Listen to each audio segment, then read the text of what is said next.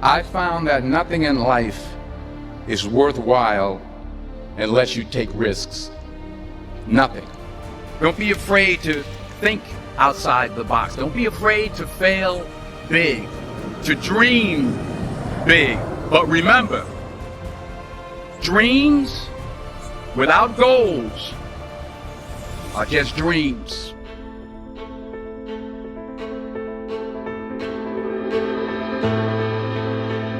O Gramado Summit promove conexões. Isso é fundamental no que a gente precisa inovar, pensar fora da caixa. Que esse é um evento pensado para vocês. Esse é um evento feito por vocês.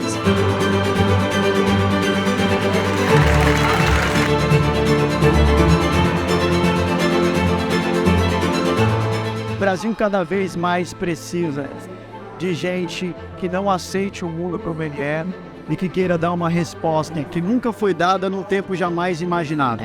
Eu acho que esse é o Summit 2023. É trazendo as possibilidades dentro do que já está construído, mas olhando para o futuro. Isso aqui traz histórias verdadeiras, histórias inspiradoras, fórmulas de sucesso. E isso importa o caminho. Ouvir pessoas falando e também poder falar.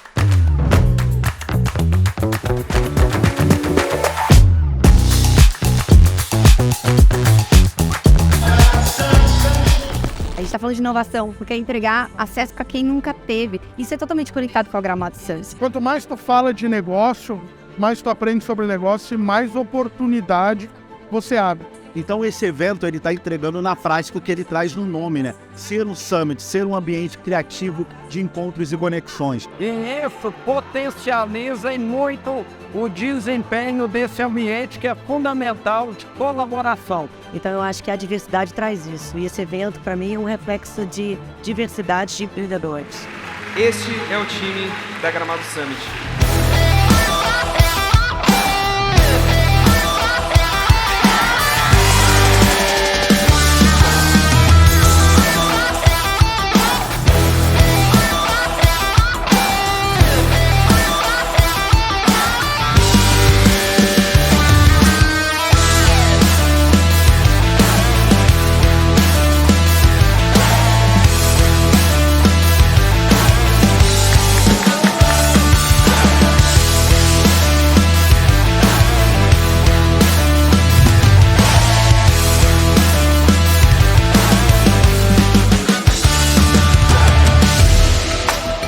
Eficiente.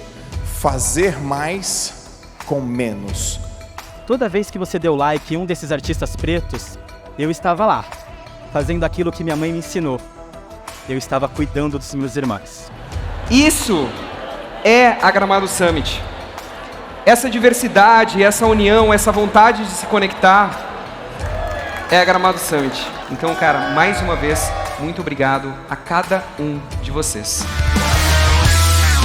Fala pessoal, tudo bem? Bom, bem-vindos a mais um episódio do podcast da Gramado Summit e sem mais delongas, estou aqui com as minhas parceiras de podcast, Renata e Martina, tudo bem com vocês? Tudo bem contigo, tudo certo? Tudo certo, tirando o frio da nossa região, acho que a gente tá bem. Exato, mas eu acho que finalmente chegou o frio, né? Porque a gente ficou aí uns bons dias sem frio, enfrentamos várias coisas, né? E ciclones, mas cá estamos, né? Ainda bem tudo Melhor. certo conosco, né? Então, exatamente. Esperamos que vocês também estejam bem, né? Todos bem abrigados aí, independente da temperatura que tá fazendo aí na tua cidade. Eu queria começar fazendo um agradecimento a duas empresas que estão com a gente. A primeira delas é Espírito Santo, que estou investindo desde os últimos 2 meses, 3 meses talvez, com o Espírito Santo. Então quero deixar um abraço pro Fred, pro Wesley.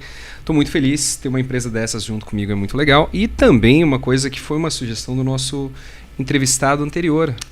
Chocolates Praver à disposição dos nossos convidados. Não é qualquer podcast que tem isso como um benefício. Prazer diferenciado. E aí a gente coloca o melhor chocolate da Serra Gaúcha à disposição. Então, Praver, muito obrigado. Eu particularmente queria agradecer alguém, mas eu não sei quem agradecer mais. A galera do marketing, estamos muito juntos. E aí, Martina, tudo bem? E aí, tudo bem? Tu quer dar algum recadinho inicial ou já posso introduzir a nossa convidada? Eu acho que tu pode hoje? já dar o recadinho junto e introduzir a convidada. Tá, então é dia 24, né? Isso. Dia 24 de julho vai ao ar esse episódio aqui, né? Então, nesse momento a gente ainda não chegamos em uma troca de lote, mas em agosto já vai estar rolando. Então aproveita para garantir teu ingresso antes que a gente troque de valor, que vocês sabem, né? Que quanto mais perto do evento a gente chega, mais caro acaba ficando o valor do nosso ingresso. Então aproveita que a gente está sempre abastecendo o site com novos palestrantes e novidades no geral. E eu acho que a convidada de hoje tem uma coisa muito legal em comum aqui com a gente. Vocês devem ter visto que recentemente a gente trocou a nossa identidade visual, reformulamos, né, a nossa identidade. E a nossa convidada de hoje, ela teve um papel muito importante nisso, né? Então, vou apresentar para vocês aqui a Dani Lazarotto, da Cordão. E a Dani pode se apresentar e falar um pouquinho, né, do teu papel nesse processo que a gente teve aí de mudança. Boa tarde pessoal, boa tarde Marcos, Renata, Martina, prazer estar aqui com vocês, incrível. A gente teve a honra e o privilégio de conduzi-los, né, nesse momento de repensar a marca da Gramado Summit, que acabou culminando também num redesenho da nossa identidade visual, da nossa identidade verbal, para a gente equilibrar o que a Gramado Summit está hoje, né? Atualizar tudo aquilo, o potencial que ela tinha, já que a marca já não estava mais contando tudo que a Gramado Summit hoje representava. A gente teve a honra de conduzir vocês nesse papel de atualizar e deixar ela mais moderna, mais a cara da Gramado Summit 2023. E sentar várias cabeças pensantes para conduzir o processo, né, Dani? Que eu acho que isso é um baita de vocês para isso é maravilhoso, cara. Eu ia dizer, porque a Dani teve um papel muito importante, né, em nos conduzir numa mesa cheia de pessoas com pensamentos muito diferentes, pensando uma marca. Eu acho que a gente vai poder falar mais sobre isso, né, durante o podcast, mas que eu acho que é um baita de um desafio, né, porque é juntar várias pecinhas, né, e a gente viu como é complexo. Eu, na verdade, não entendo como que sai de um projeto A e chega no projeto D, assim. Não sei se vocês pararam pra pensar, mas o que foi aprovado por todos foi uma parada numa cor magenta, que não tinha o lettering que tem, nada. E daí na segunda, tipo assim... Cara, eu admiro muito o trabalho de vocês, cara. Porque como eu ainda não sei. Eu acho que quando a gente tá fazendo um trabalho de marca, a gente tem... É etapas, né? A gente vai vencendo o primeiro desafio, depois o segundo desafio e assim vai indo, assim. Mas é sempre um trabalho. Acho que o principal trabalho de marca é o trabalho de... Primeiro é um trabalho de psicólogo, assim, né? Que é a gente conseguir captar um pouco da essência de vocês, as coisas que não estão em palavras ainda, as coisas que são em intenção, e a gente colocar elas em realidade, né? Então, nossa, isso que vocês estão querendo dizer, isso que tá no coração de vocês, vocês ainda não encontraram a forma, é isso? E aí a gente vai testando, né? Esse trabalho em grupo é muito da gente ir testando para vocês verem onde que bate o insight, né? Onde que tá a identificação. Isso na parte de estratégia. Depois a gente vai indo na materialização do verbal, da estratégia em verbal, né? Então, de tudo que a gente viu em estratégia, como é que a gente põe isso em palavras, né? Como é que a gente põe isso em identidade, em tom de voz. E depois o visual, né? Que é isso que o Marcos está comentando, que a gente vai, nos primeiros caminhos, a gente vai vendo quais são as primeiras ideias que materializam visualmente aquele trabalho. E aí a gente pega de novo feedbacks de vocês e aí vem com a segunda versão do trabalho, que é isso que o Marcos falou aqui. É chocante, cara. Vocês lembram da primeira vez? Sim, era muito diferente, né? Era magenta. E teve um negócio que a gente fez de votação também, né? Que parecia uma metodologia bem interessante, assim. E juro que eu tava muito preparado nessa segunda versão, porque, cara, de verdade, o trampo que essa galera faz com marca é uma coisa bizarramente positiva. Quando a gente teve a primeira votação, que foi, por esse caminho que a gente quer seguir, aí eu lembro que meio que algumas pessoas ficaram contrariadas, porque tinha aquela cor que lembrava muito a cor Tiffany, e aí daqui a pouco, quando vem a segunda apresentação, eu penso, bom, vai ser exatamente aquilo, um pouquinho mais refinado. E não, era completamente diferente e agradou, tipo, a gregos e troianos, assim, porque daí quem não estava muito satisfeito com aquela primeira versão, super ficou impactado, e a gente, que super tinha gostado, também ficou impactado. Então, é uma sensibilidade muito grande que tu tem que ter para trabalhar com marca, né? Sim. Eu acho que tem muito essa coisa da sensibilidade, que é uma coisa do feeling, de captar, de entender. Eu acho que vai muito também da abertura dos profissionais de escutar, que acho que isso tem que ter também um perfil de conseguir escutar e validar o que o outro está colocando no trabalho, e isso pra gente é muito importante, assim, a gente não acredita em toma aqui, né, esse agora é assim que tu tem que ser, e se tu não gostou, né, engole o choro. A gente não acredita muito nisso, a gente acredita mais naquela coisa de pegar o input do cliente e ir melhorando o trabalho, deixando ele melhor. Mas eu acho que o que a gente gosta de fazer na Acordão, que é um pouco do que tu falou, Martina, dessa coisa da votação, é de separar as coisas, assim, porque muitas vezes é muito difícil tu conseguir expressar aquilo. Às vezes tem alguma coisa que te incomoda e tu não sabe dizer o quê. Então, quando a gente faz essas votações, a gente sempre separa o que está sendo avaliado naquele momento. Então, você está avaliando o símbolo, você está avaliando a cor, você está avaliando o logo, você está avaliando o significado, você está avaliando o quanto aquilo é diferente da concorrência, o quanto aquilo representa o teu segmento. Então, a gente separa em vários critérios para que quando vocês olhem para aqueles critérios, vocês consigam organizar o pensamento de vocês para conseguir criticar. Porque, às vezes, a gente olha e diz assim, pá, não gostei. Só que daí não gostou, porque daí você diz assim pro designer, olha só, não gostei. Aí o designer faz o quê com aquilo, né? Como é que ele melhora um simples não gostei, né? Então a gente sempre gosta de separar em vários critérios para que tu consiga dizer, eu não gostei e o que tá me incomodando é isso, né? Então a gente, essa votação é quase como um menu de critérios que a gente coloca para vocês refletirem e conseguirem entender aquilo que tá agradando ou não e conseguir nos devolver e o designer entender, esse não gostei é a cor. Esse não gostei é o significado. Esse não gostei é muito parecido com a marca de fulano de tal. Então, isso a gente consegue ir calibrando para as rodadas de ajustes e chegar num resultado final que deixe vocês felizes. Como calibra para cada empresa ter uma identidade muito sua e não parecer com que uma lembre a outra, sendo que foi a mesma empresa que fez a consultoria? Porque isso é uma coisa que eu acho impressionante também. Essa individualidade das marcas, pelo menos dos trabalhos que eu acompanhei que vocês fizeram, seja com a própria Acordão, que eu até achei muito bonitinho que tu fez a menção do Threads agora nas redes sociais, mas assim, tem uma coisa muito individual, assim. Eu não vi nenhum trabalho de vocês que lembre a Gramado Summit, são coisas completamente diferentes. É difícil isso? Não.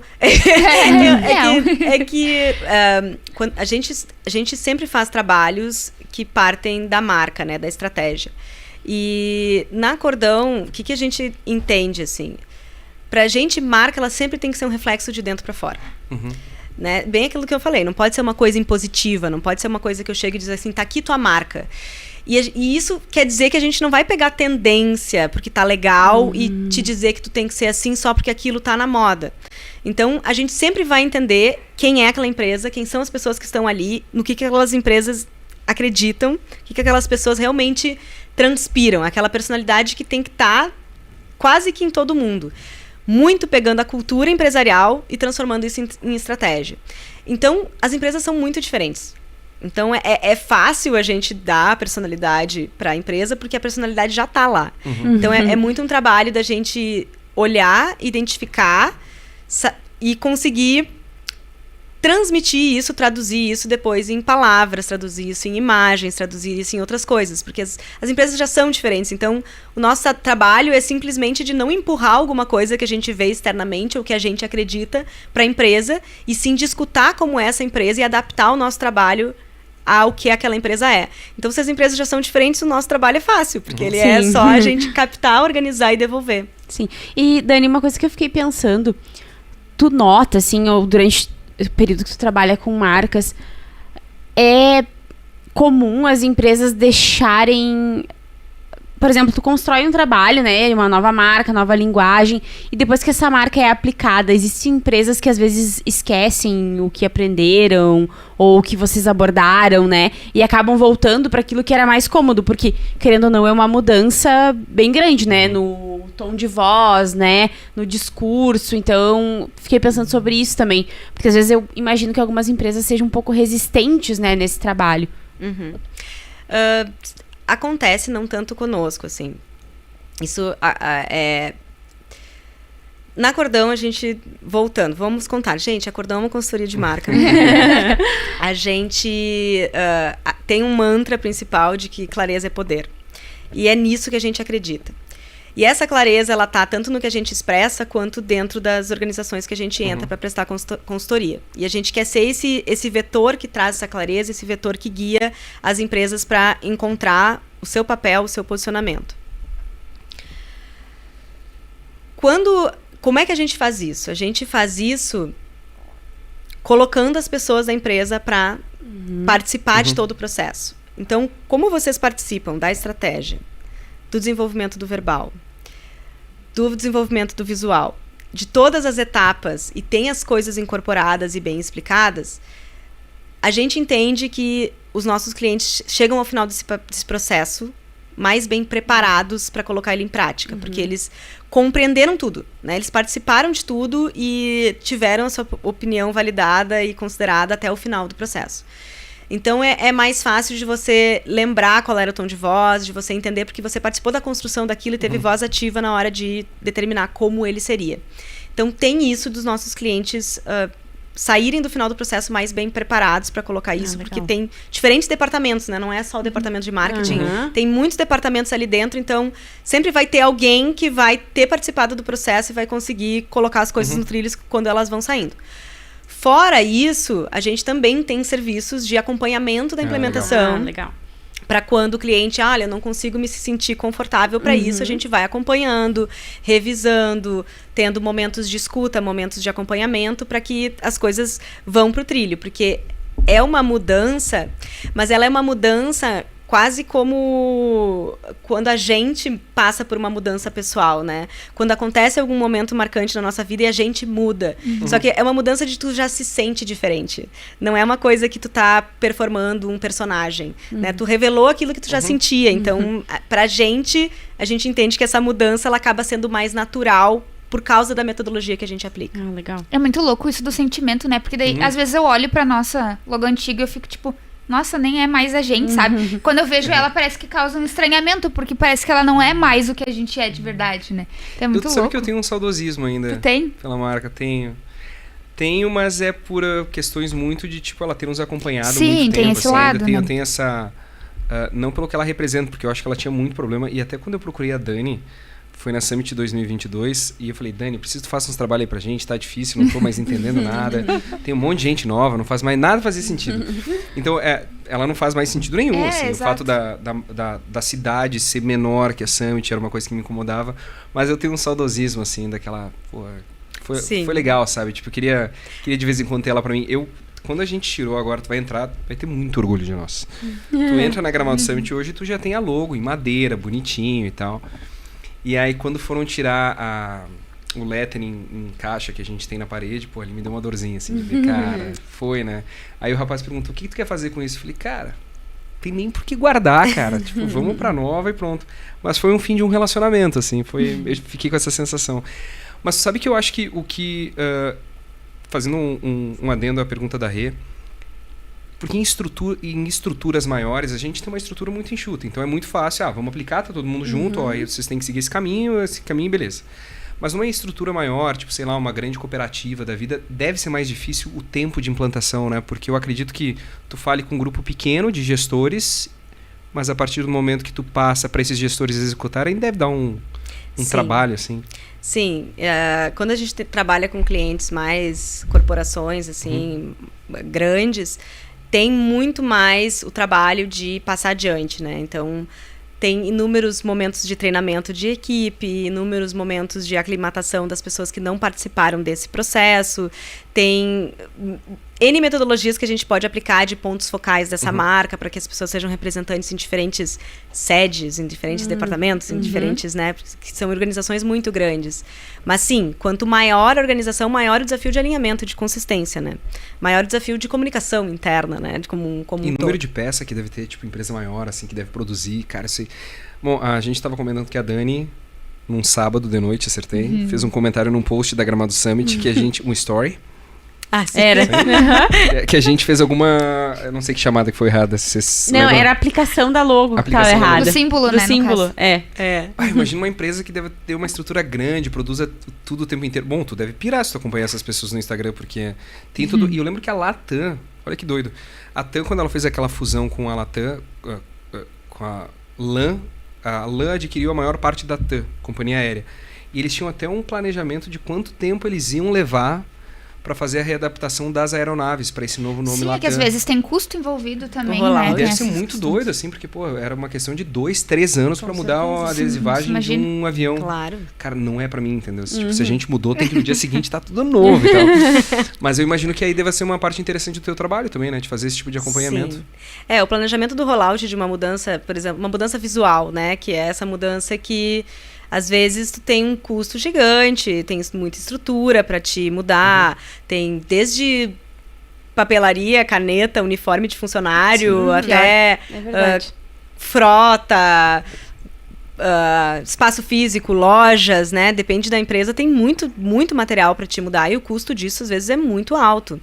Mas se faz esse planejamento desse rollout de mudanças e existe também um planejamento de tu aceitar a convivência de duas versões da marca até chegar aos momentos de renovação. Então, existe N estratégias que tu pode aplicar de, a gente precisa trocar a fachada de loja a cada tanto tempo porque a fachada vai ficar velha. Então, a gente vai trocar das lojas conceito, 3 ou 4, e vai aceitar que vai ter uma convivência por um período até o momento de troca natural. Então, existe N estratégias. Isso depende de o quanto isso vai impactar na percepção do consumidor, porque às vezes a gente tem uma mudança muito radical e o consumidor não vai nem entender que se trata da mesma marca se você não fizer a troca. Cada empresa tem uma estratégia de mudança quando a gente está falando de uma mudança tão drástica, uma mudança visual como foi a da Summit. Mas uma curiosidade que o Marcos, ele era muito, muito apaixonado na versão anterior da marca, principalmente porque ele é uma coisa afetiva, né? É um filho, né? A gente criou aquele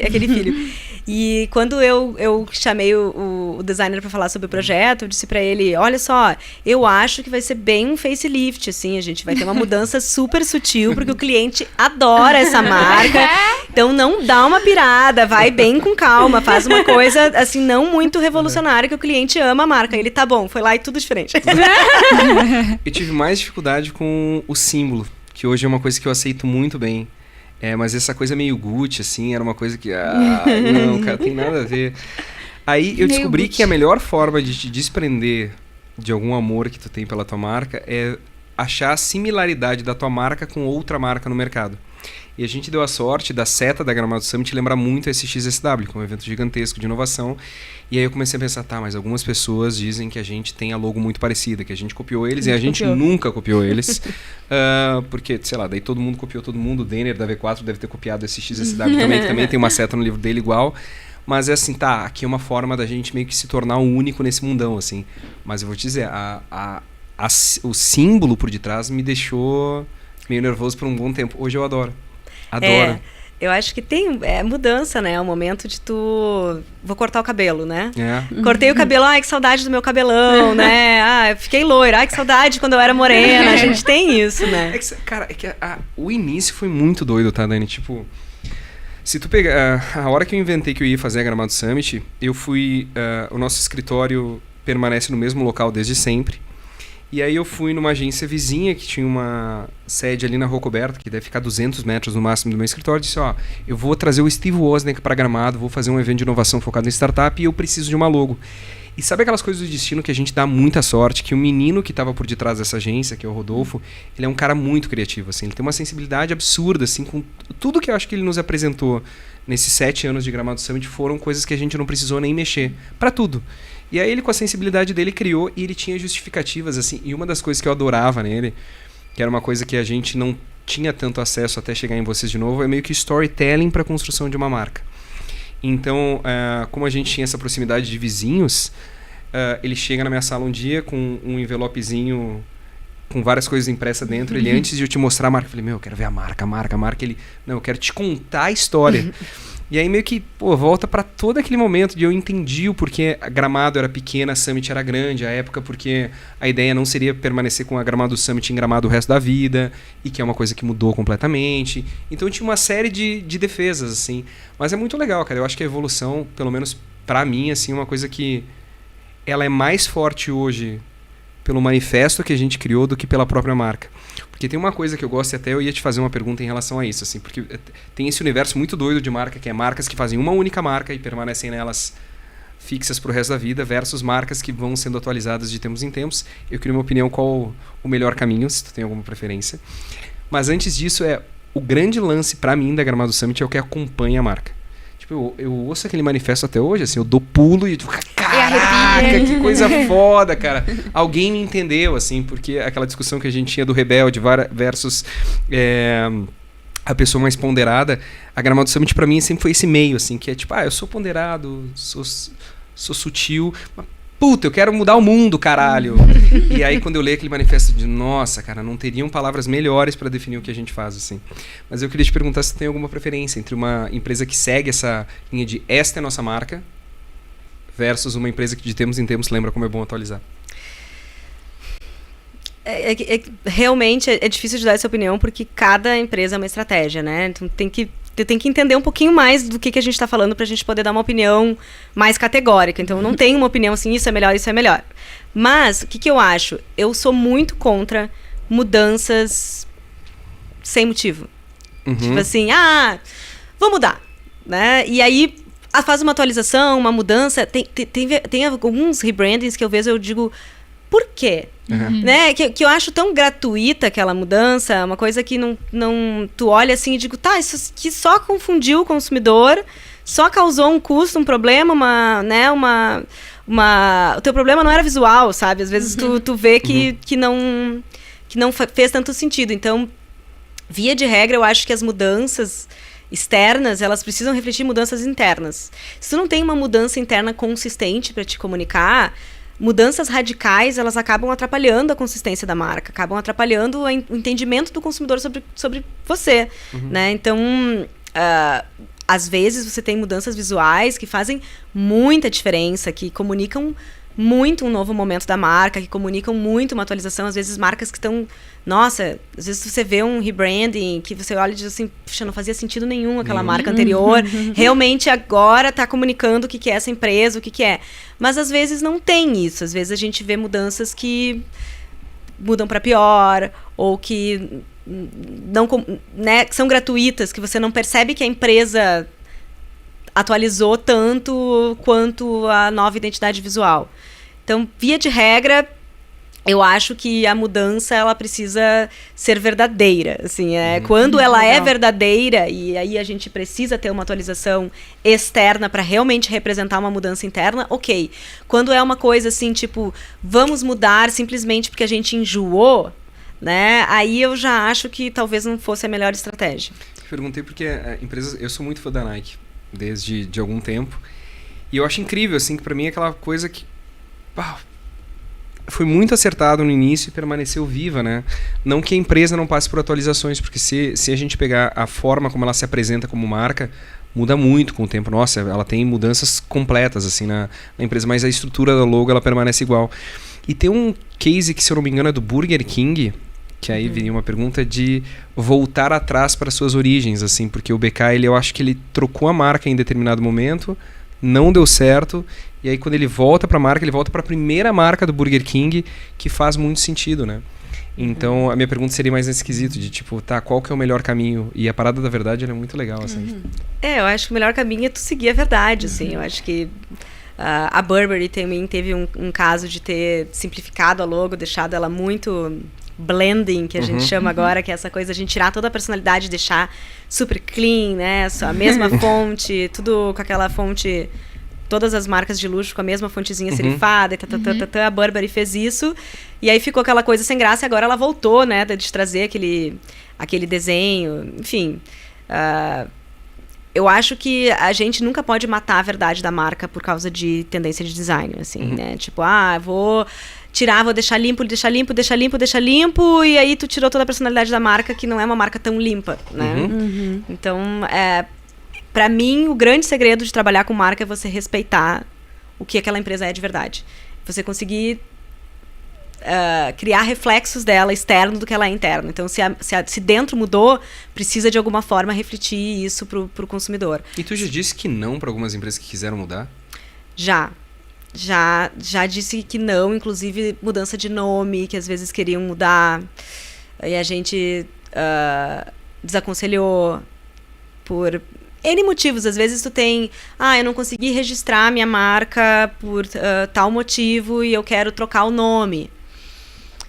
Tá, tudo bem. Quem sabe se a gente não cria um complemento pra tua marca, né? E a gente põe, se Gramado Summit tá registrado, a gente põe assim, Super Gramado Summit e consegue registrar. Quem sabe a gente tenta formas de conseguir esse registro sem perder o nome, porque mudança de nome são coisas muito traumáticas para uma empresa, né? Eu acho que mais do que a mudança visual, a de nome, ela é muito impactante. Sim, assim, imagina. porque aí muda tudo, né? Quando muda o nome, né? Nossa, nome, acho que... Então a gente já desaconselhou em alguns momentos, assim, mudanças muito radicais. Eu já fiz essa pergunta pra Dani, tá? Eu não contei pra vocês nunca sobre GS, né? Eu queria mudar o nome da Gramado. Pra GS. Foi num momento muito aleatório, assim, perguntei porque alguém botou na minha cabeça que Gramado não valeria a pena ser nome da empresa. E aí eu tô lá num evento em Portugal e eu mando mensagem, Dani, será que a gente não deveria esquecer Gramado Summit e chamar GS? Será que GS pega? E aí ela me deu toda uma explicação técnica. Não deu, tá, beleza. Tá, viagem, deixa. Tu era um dos clientes que a Dani Pelo amor de Deus, para. E eu com aquele jeito muito Marcos de ser, tipo, tem que ser, cara, porque faz muito sentido descobrir isso ontem. Não, mas tem estratégias. Eu acho que tem coisas que tem pontos positivos e pontos negativos. Nunca a Dani vai ter ninguém vai ser dono da verdade sobre o que é a melhor estratégia. Tu tem que considerar várias coisas. Então, uma mudança de nome é uma coisa que, se você não tiver um investimento muito preparado para uma próxima edição da Gramado Summit, que talvez as pessoas não venham porque não saibam que é Gramado Summit, Isso é verdade. né? Você tem que considerar. Estou disposto a bancar isso? Consigo bancar isso? Quero fazer essa mudança? Quero conseguir significar um GS, que é uma coisa que não significa nada.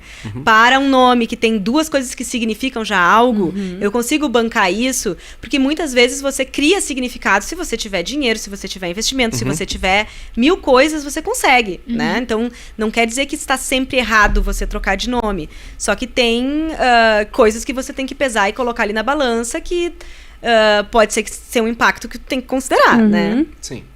E uma coisa, Dani, que eu vejo muito em ti, assim, que eu acho que tu busca muito conhecimento e muita referência, né?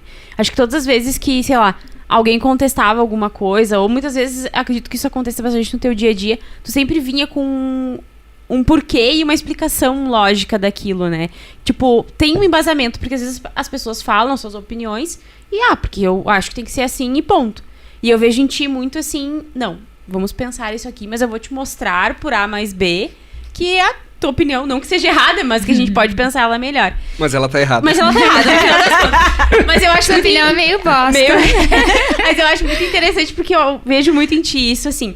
E aí eu fiquei pensando agora, aonde que tu busca, assim, essas referências, assim, de...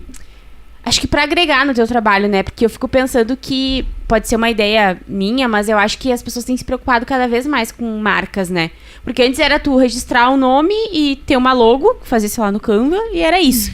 E hoje em dia as pessoas já...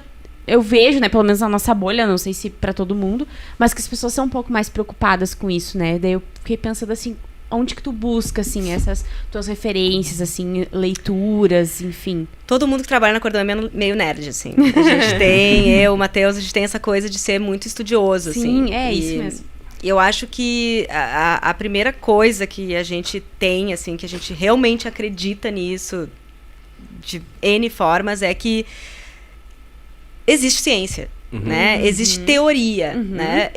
Eu acho que marca, principalmente marca, branding, é uma coisa que tem uma galera muito rasa, né? Tem muita gente falando bobagem por aí, que não se baseia, que lê uma orelha de livro e tá garganteando aí fórmulas mágicas, né? A gente se baseia muito em teoria. E quando a gente fala teoria, é teoria, né? A teoria acadêmica. Então, a gente gosta muito de livros, e às vezes a gente vê livros que não são nem tão atualizados, que tu vai ver, mas que são a base do que a gente trabalha. Então, a base do branding, a base do design, a base da pesquisa, a base da estratégia, né? Todas as coisas que hoje compõem, a base do marketing, compõem o nosso portfólio de serviços. A gente sempre busca pessoas que se interessam pela base, né? Se interessam por saber quem são os teóricos, por ter lido aquilo e acompanhado a teoria daquele trabalho. Então, isso é o início, né? Vamos começar, né? Então, vamos começar estudando quem foi os teóricos desse rolê. E aí a gente vai se atualizando com o que tem de publicações mais recentes. Eu acho que a principal forma de atualização nossa é livro, assim. A gente sempre tá buscando ler, ver novos livros, novas teorias, e para essa coisa mais densa do nosso trabalho. E o resto daí é o que todo mundo se atualiza, né? Daí a gente fica vendo o que tá acontecendo no mercado, a gente tá acompanhando as coisas assim mais... acho que não é mais... não é mais superficiais, mas são as coisas mais atualizáveis, né? Porque tem práticas, né? Tem coisa do dia a dia que a gente tem que estar vendo o que está acontecendo, o que o Burger King está fazendo, o que a Burberry está fazendo, né? A gente está acompanhando essa volatilidade do mercado, mas tem coisa que é teoria, que não atualiza tão rápido, né? Eu adoro acompanhar trabalhos de institutos sérios, né? Eu nem sei pronunciar, né? O Ironburg Institute da Austrália, que sempre tem publicações incríveis para estratégia, né? O Les Binet. Tem vários autores que a gente acompanha, porque sabe que são pesquisadores sérios. Legal. E quando eles põem alguma coisa na mesa, tu diz assim, bom, não é a opinião desse pesquisador. Tem uma pesquisa com 300 marcas em 300 países e essa não é um achado. artigo do TikTok. Não, tu sabe que isso eu acho muito legal, assim. Tem algumas pessoas que elas estão... Meu caso, tá? Eu sou muito curioso. Eu sei um pouquinho de tudo. Então, se a gente tiver que discutir sobre branding, eu obviamente vou perder a discussão, mas eu pelo menos não vou ser o tonto do outro lado da mesa que vou simplesmente dizer, legal, não entendi nada. Então, assim, que nem o negócio do Burger King, enfim... Eu acho muito legal ter conhecimento, assim, mas eu acho tão mais legal o conhecimento com embasamento, porque isso reforça, assim, do ponto de vista de cliente, assim, pelo menos me dá mais segurança daquilo que eu vou executar. Exato. E até que, talvez o Stefano lembre aqui, eu queria dar um exemplo com música. Tem aquele, cara, produtor bizarramente foda, que ele tem, barbão, cabelão ao contrário. Rubin, isso. Pode ser? Talvez. Aí eu vou fazer uma pesquisa em tempo real aqui. Eu acho que é Rick Rubin. Bom, cara, um produtor fodástico, assim, tá? Ele, em momento algum, toca algum instrumento. Ele não entende nada da parte técnica da música. Só que ele produziu os maiores álbuns. Se tu quiser contribuir os álbuns dele, é ele mesmo, esse cara. Californication do Red Hot. Cara, é bizarro, tá? Ele deu uma entrevista recentemente pra TV onde perguntam pra ele o que ele faz. Toca algum instrumento? Não. Basicamente o que ele tem? Uma sensibilidade absurda pra entender aquilo que é bom e aquilo que é ruim. É só o que ele faz e as pessoas... esse cara aí. E as pessoas pagam muito pra ter ele. Legal. E o histórico que esse cara tem é bizarramente bom. Tô trazendo isso só pra mostrar, mas é uma coisa muito rara. Que eu acredito que no branding deva ter um pouco isso, né? Porque eu vejo pessoas que têm uma sensibilidade absurda em entender o impacto de uma marca, mas é baseado única e exclusivamente numa sensibilidade e uma pessoa a cada 100 mil pessoas que consegue ter. Para cliente é uma droga isso. Porque se eu contratar sensibilidade, eu tô correndo um risco muito grande, né? Agora, quando eu contrato alguém, e não é só porque a gente tá na tua frente, falando real, assim. Quando a gente faz aqueles treinamentos ali com a Cordão e a gente tenta chegar num resultado com embasamento, eu pelo menos me sinto muito mais seguro. Eu não sei se vocês tiveram essa percepção da mudança, assim, porque toda mudança ela incomoda muito, assim. Então é isso que tu trouxe, eu acho muito legal, né? Eu acho que de certa forma a sensibilidade também pra interpretar isso, né? Porque tu tem um artigo ali que fala e tu não tem a sensibilidade de como ele vai ajudar no teu trabalho. Um artigo pode ser só um artigo, né? Vários pesquisadores ali construíram ele, e aí o que a gente faz com ele na prática, né? Eu acho que tem que ter esse tato, né, essa sensibilidade de interpretar aquilo e trazer pra realidade também. Como que tu faz contratação? Olha, boa pergunta. Acho que nem sempre a gente faz da melhor forma. Já errei muito em contratação. Em toda a vida é muito difícil, porque eu acho que tem uma coisa que não nos ensinam nunca, pelo menos nunca ninguém me ensinou, que é como ser um bom gestor. Sim. Né? A gente aprende a técnica, né? Então, eu toda a minha vida estudei para ser uma boa profissional, baixei a minha cabeça em estratégia, que era o que eu queria aprender, estratégia de marca. Desde sempre estudei estratégia de marca. Então, chega um momento que eu era uma ótima estrategista, eu fazia as coisas, né? Tipo, pegava uma estratégia e tu faz com a mão nas costas. Só que daí chega novos desafios. Agora teu desafio não é mais fazer estratégia. Agora teu desafio é ensinar alguém a fazer estratégia, gerenciar essa pessoa, dar feedback para essa pessoa. Isso é muito difícil. Essa mudança de chave do profissional, que é executor, um técnico, uma pessoa que domina o seu assunto para se tornar um gestor, eu acho que é um grande paradoxo na tua carreira, quando tu tem que escolher se tu quer continuar baixando a cabeça e fazendo a técnica, ou se tu quer crescer na hierarquia profissional da ladeira corporativista e começar a gerenciar pessoas e ensinar. Então, isso entra na contratação também, porque da mesma forma como tu, às vezes, tem dificuldade de gerenciar, porque são poucas as empresas que treinam os gerentes e ensinam como tem que ser. Da mesma forma, como é que te ensinam a contratar? É bem difícil isso. E ao longo da minha carreira, quando eu tinha que contratar, era assim, Dani, tá aqui... isso não na Cordão, né? Mas nas outras empresas que eu trabalhei. Dani, tá aqui, a gente tem tantos reais, e vai lá, né? Contrata alguém. E aí você vai... Poxa, eu começo por onde? E aí você tem N coisas que você quer evitar, né? Eu quero evitar ficar na minha bolha, eu quero evitar ser preconceituoso nessa contratação, eu quero contratar a melhor pessoa. Só que isso é muito difícil, assim. Então, eu sempre busquei estar aberta para muitos perfis diferentes, mas a principal coisa que eu considero nas minhas contratações é a leitura de caráter, assim, porque já fiz contratações técnicas que foram muito erradas, assim, que não deram certo, pessoas que não rodaram na cultura da empresa, que tu contratava e não rodava com os outros departamentos, as pessoas reclamavam da pessoa e eu dizia, poxa, mas foi tecnicamente a melhor pessoa que eu poderia contratar.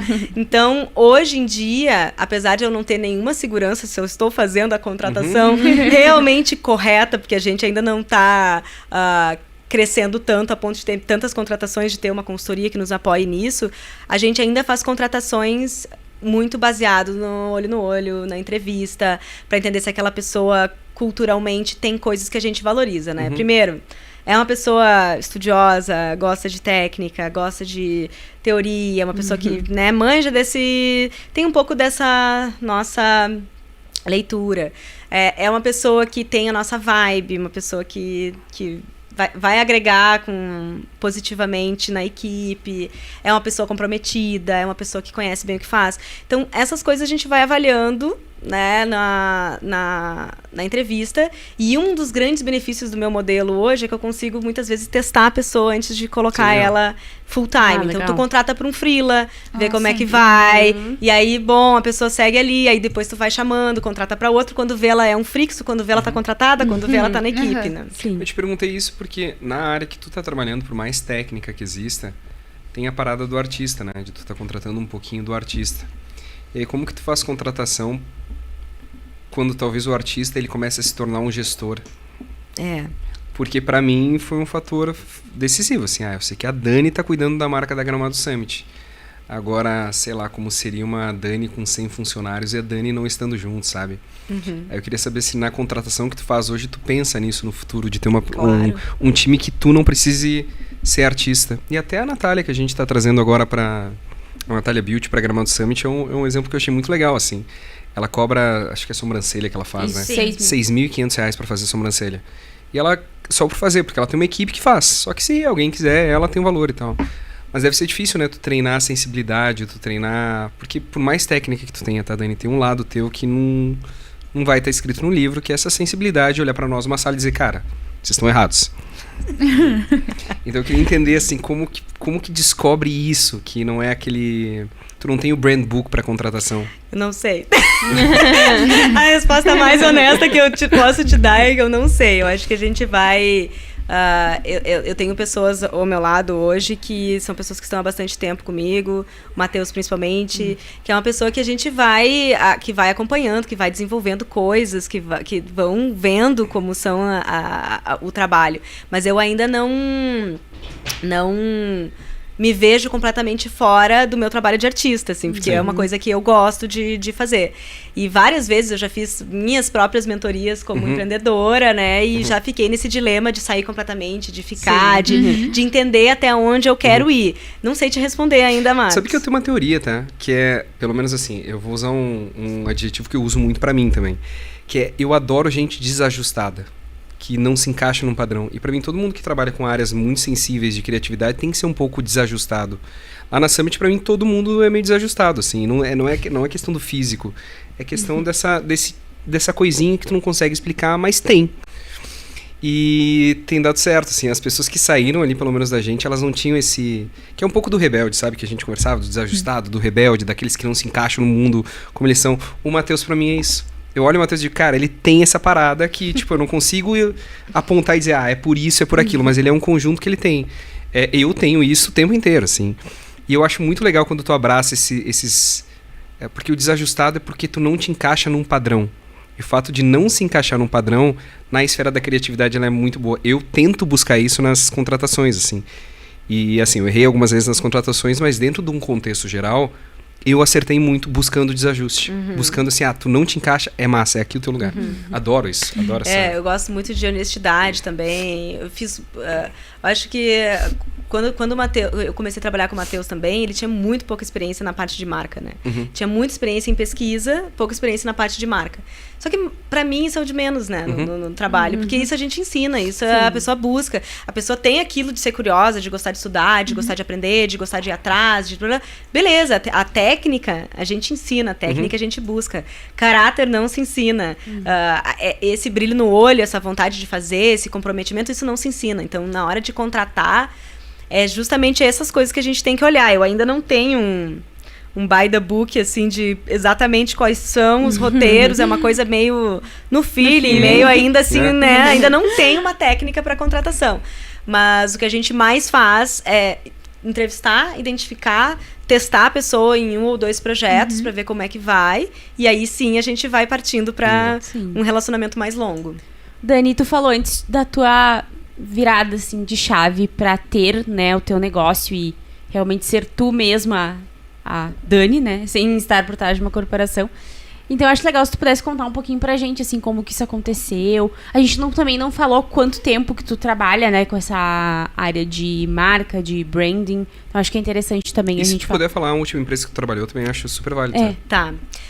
Beleza. Eu comecei a me apaixonar por branding na faculdade, tá?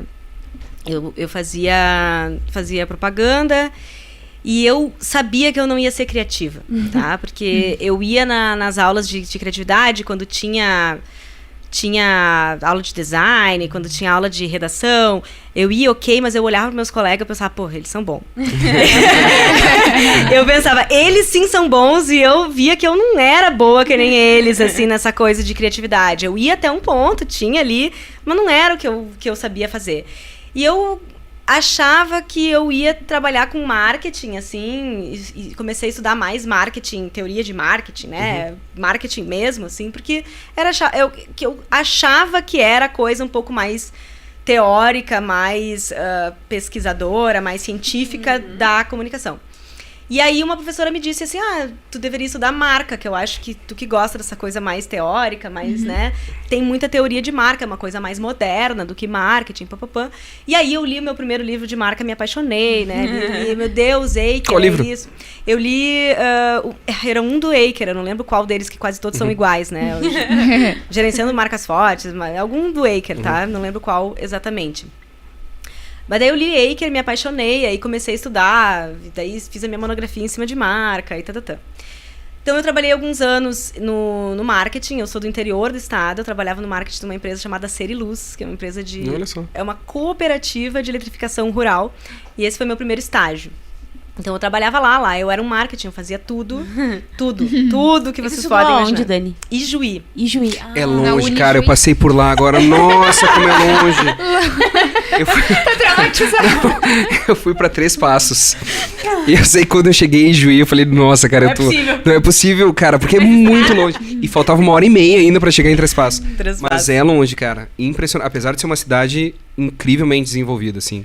Eu fiquei impressionado, não sei como era a percepção da época, quanto tempo tu volta pra lá, mas agora eu fiquei impressionado. Mas é longe. Juí desenvolveu bastante nos últimos anos, assim. Infelizmente não era tão desenvolvida quando eu morava lá. Mas eu fiz a minha faculdade lá, o meu pai e minha mãe eram professores da Unijuí, então tinha todo um apego com a universidade em si, que é uma universidade muito, muito boa. E meu pai e minha mãe trabalharam a vida toda lá, e meu pai foi um dos criadores de muita coisa lá dentro legal. da Unijuí. Então tinha muito aquela coisa de... Não, se não tiver universidade pra lá, cara, duvido alguém chegar em São Leopoldo na Unicinos, porque olha... Imagina, não, eu né? tinha um colega, eu não tô brincando aqui, tá? Tinha um colega de 3 Passos. Eu tentei encontrar ele agora, não encontrei o João Martins.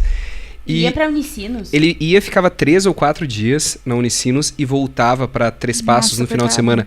Cara, hoje eu entendi Força ícone. o quanto esse cara queria se formar, assim. É. E eu não entendo agora porque ele não fez na Unijuí, que faria mais sentido. Mas é impressionante. Desculpa, é muito longe, cara. E eu, às vezes, quando eu vou de ônibus de Porto Alegre pra Ijuí, tu chega moído, né? Tu tá ali moído. Imagino. Só que o ônibus que vai até Ijuí, ele vai, na verdade, até Santa Rosa. E aí, quando eu tô descendo pra Ijuí, assim, graças a Deus chegou, eu olho na cara das pessoas que estão indo pra Santa Rosa e eu penso, ai, coitados, eles têm mais 2 horas de estrada. Então, o interior do Rio Grande do Sul, as viagens são longas. E é grande, né? Só um PS, cara, como o nosso estado é grande, como o Sim, Brasil é um é grande. Eu acho que país, meio que né? essa conclusão que eu tive, cara, eu cruzei 7 horas e 20 minutos de chão e eu não saí de um estado, cara. Isso pra mim é muito doido. Mas Isso é enfim, louco. Bom, e aí eu estudei ali e eu vim trabalhar em Porto Alegre numa agência que chama ainda Competence, que pra te ver como são as coisas da vida, né? Eu estudava marca, gostava de marca e tal, e um dia eu estava fazendo uma coisa que os jovens não fazem mais, que é abrir um jornal, né?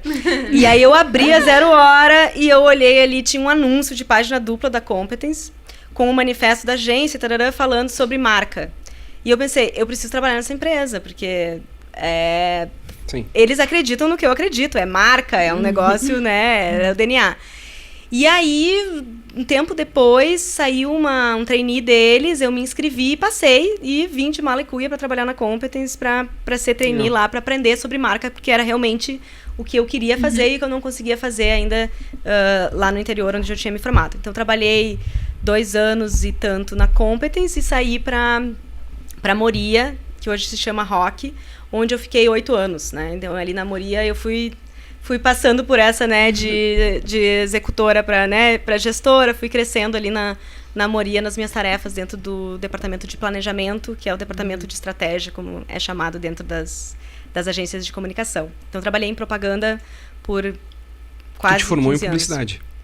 Me formei em publicidade. Quase 15 anos, então eu fiquei nesse rolê. E assim, tem coisas que a gente não lembra, né? Eu tenho a minha chefe, que foi a Patrícia Carneiro, que foi a pessoa que me contratou. Conheço, a Paty, claro. A Paty foi a pessoa que me contratou na Competence. Ela era diretora de planejamento na Competence. E ela me falou justamente, ela falou assim, tu não tem o melhor currículo, tá? Tipo assim, teu currículo de longe não é o melhor que eu tenho aqui, tu é formada na Unijuí, que às vezes não é tão valorizado quanto uma universidade de Porto Alegre, quando, né, tá ali. Mas tu também não tem tantas experiências em empresas grandes, né? Tu trabalhava numa cooperativa do interior, mas eu vou te contratar porque tu tem um perfil de pessoa estudiosa. Ela disse que eu era a única planejamento que trabalhava com o livro do Aker do lado. Ela disse, eu nunca vi ninguém que trabalha com o livrinho do lado, eu trabalhava. Enfim, e aí a Paty me falou, tu é muito consistente, porque quando eu te contratei, tu falava que tu queria empreender. Eu não me lembro disso. Eu não me lembro de falar isso. Que legal. Mas ela me falava que eu, desde o início, falava que eu queria empreender, que eu queria ter uma agência, sei lá o que eu queria ter na época. E assim, chegou um momento na minha vida que eu não queria mais trabalhar em agência de propaganda, assim. Não era mais uma coisa que eu acreditava, porque tem um limite que um estrategista pode fazer ali. Né? Eu acho que o estrategista dentro de uma agência, ele está muito limitado à propaganda. E a estratégia, principalmente a estratégia de marca, a estratégia que eu acreditava que eu queria fazer, ele é muito maior que a propaganda. Né? A gente consegue ajudar as empresas para muito além da comunicação. Então, eu me sentia meio presa dentro daquela estrutura, me sentia meio subaproveitada, assim, né, por estar dentro de uma agência de comunicação. E aí, eu não tinha muito opção, né, o que tu vai fazer se tu, né, eu tinha minhas questões pessoais, eu não queria me mudar para São Paulo, não era uma coisa que eu queria naquele momento. O mercado é muito maior em São Paulo, né? Para trabalhar com marca principalmente, né, eu não queria ir, então meio que a opção que eu tinha naquele momento era crescer dentro de agência de comunicação, que era uma coisa que já não fazia tanto sentido para mim. Sair trabalhar em cliente, que é uma coisa que acho que é um pouco enfadonho para mim trabalhar com uma marca só. Eu gosto dessa coisa de muitas referências. E o caminho de empreender, que também não era simples, mas eu acho que chegou numa encruzilhada que eu já não tinha mais escolha, assim, que era tipo, se eu quiser ser feliz, eu preciso trilhar esse caminho, sabe? E aí fui, não foi fácil, assim, mas me joguei, né? E tá sendo... Quanto tempo faz? 5 anos. Fez 5 anos em maio. Da fundação da Cordão. Isso. Na verdade, quando eu lancei a empresa, ela tinha outro nome. Ela chamava Tricô. Eu lembro. Não lembro. Ela chamava Tricô. Legal. Esses dias a gente foi stalkear a Dani, daí a gente ficou, de qual empresa que ela era mesmo? Daí a gente, era Tricô o nome. Tinha outro nome. Então foi há 5 anos que eu lancei a Tricô. Então é 5 anos da minha jornada de empreendedora. Aí, a grande ironia da vida é que a pessoa que trabalha com marca e se registrou no NPI não conseguiu efetivar o registro. Não consegui efetivar o registro quando chegou lá nas passadas. Eu tive meu registro impugnado depois de um tempo ali tentando. E aí, eu tinha a opção de continuar insistindo, né? E fazendo recursos legais, só que ia me custar uma grana. Eu tava tão no início que eu digo assim, bom, eu vou mudar de nome, né? Que eu sei a dor que é mudar de nome. Mas é porque eu tava tão no início e ainda era tanto a Dani pros meus clientes que já não para mim compensou. Aí a gente fez a mudança para Cordão. Então, a Cordão foi 2020. A gente tava com tudo planejado para mudar em março de 2020. Veio a pandemia. Aí, em maio, eu digo, não, essa pandemia não vai acabar. Eu vou mudar com pandemia mesmo, porque senão eu não mudo mais. E aí a gente fez a mudança no meio da pandemia para Cordão. E a maior parte das pessoas nem lembra mais que já houve uma empresa chamada Tricô. Eu não fazia ideia. Pra mim era... Eu lembro que quando tu palestrou na Summit 2019, tu palestrou na Summit 2019, né? Era Tricô, né? Era. Por isso Nossa, eu acho que é isso que a gente eu acho que por tinha isso que a gente tinha isso na cabeça. Daí quando a gente foi pesquisar, a gente pensou, não, mas a Cordão tinha um outro nome, Daí a gente foi atrás e a gente ficou na mesma analogia, que era essa ideia justamente de conectar, de guiar, de ligar, né? Sim, a gente queria mesmo. Legal. A gente queria algo que tivesse esse simbolismo de ligar, de conectar, de... A logo é linda. Linda. Que bom. Mesmo, não, de verdade mesmo, eu acho que... Ô Dani, nesse começo aí da Tricô, Cordão, era só tu ou o Matheus já tava Sim, o Matheus chegou logo, mas eu comecei sozinha. É engraçado, né? Porque eu sempre quis ter um sócio. E o Matheus vai ser meu sócio. A gente tá efetivando o nosso casamento nesses meados aqui. Já tô com um contrato para assinar aqui no celular. Legal. Mas eu sempre quis ter um sócio. Só que quando eu cheguei naquele momento que eu tava naquela encruzilhada de empreender, não tinha ninguém. Sim. E aí eu tentei me ligar com pessoas que tinham a mesma ideia, a mesma vibe, cada um tava num momento de vida, um queria se mudar para São Paulo, outro queria fazer outra coisa, outro não era bem isso que queria empreender. E eu tava naquela assim, tipo, bom, chegou uma hora que eu disse, vai ter que ser sozinha. Não vou achar ninguém para ir comigo. Então eu comecei sozinha, sem nada, sem nenhum cliente, ali começando, né? Tipo, tentando, botando a cara a tapa, marcando um monte de café, até que as coisas começaram a Quem foi o primeiro cliente? Meu primeiro cliente? Puxa vida. Sabe que eu não vou te dizer que eu não tenho certeza. É uma coisa legal pra história, assim. Eu lembro lá, o meu primeiro contrato... Eu não tenho certeza. Eu não tenho certeza de quem foi o meu primeiro contrato, não. Eu tive... É que foram... Ou o que mais marcou? Do início? É. Acho que o primeiro trabalho maior que eu fiz no início foi um rebranding para Stemer Rodrigues. Legal. Que é um escritório de arquitetura e também uma construtora lá de... É Porto, não é? De Porto Alegre, é. E aí a gente fez todo um projeto com eles, assim, teve pesquisa com os clientes deles. Acho que esse foi o maior trabalho mais voltado porque o que eu realmente queria fazer no início da Tricô. Porque teve algumas coisas, assim, de início de carreira que tu...